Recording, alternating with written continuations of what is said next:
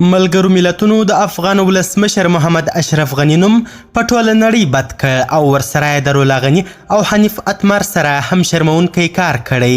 دا چې ملګرو ملتونو داسې څه وکړل او څنګه یې یاد اشخاص سپک کړل، پوره جزئیات هم دغه ویډیو کې وګورئ. سلامونه قدرمنو لیدونکو، زموږ مشال پریس چینل ته ښه راغلاست.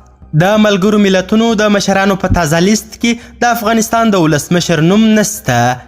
ملګرو ملتونو د هیوادونو د ولسمشرانو، لومړي میرمنو او بهرنیو چارو وزیرانو په خپل تازه لیست کې د افغانستان د ولسمشر په توګه د اشرف غني نوم ایستلی دی، خو د بل چا نوم یې هم نه دی لیکلی.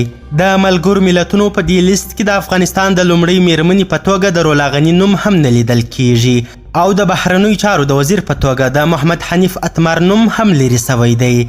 د ملګرو ملتونو په دې تازه لیست کې چې تیره اونۍ یې پر خپل ویب پاڼه خپور کړی دی، په ملګرو ملتونو کې د افغانستان شارج دافیر نصیر احمد فایق د افغانستان د استازي په توګه پاتې دی. فایق وروسته له دې چې غلام محمد اسحاق زي استعفا ورکړه، د افغانستان د دایمي استازي د سرپرست په توګه دنده پیل کړه. د افغانستان د دایمي استازي پر څوکۍ په وروستیو کې جنجالونه وسول. د بهرنیو چارو پخواني وزیر حنیف اتمر چې تر تیرې اونۍ پورې د ملګرو ملتونو له لوري د افغانستان د باندنیو چارو وزیر منل سوی و، په ملګرو ملتونو کې د افغانستان د دایمي استازي مرستیال محمد ولی نعیمي شارج دافیر یا سرپرست استازی وټاکه.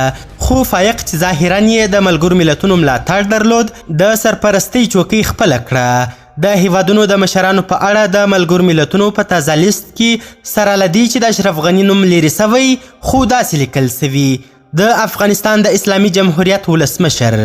د ملګرو ملتونو په دغه تازه پریکړه یو شمېر افغانان ناهیلي سوي او غوسه سوي دي. قدرمنو لیدونکو، ډیره زیاته مننه چې ویډیو مو تر اخري شیبه وکتل.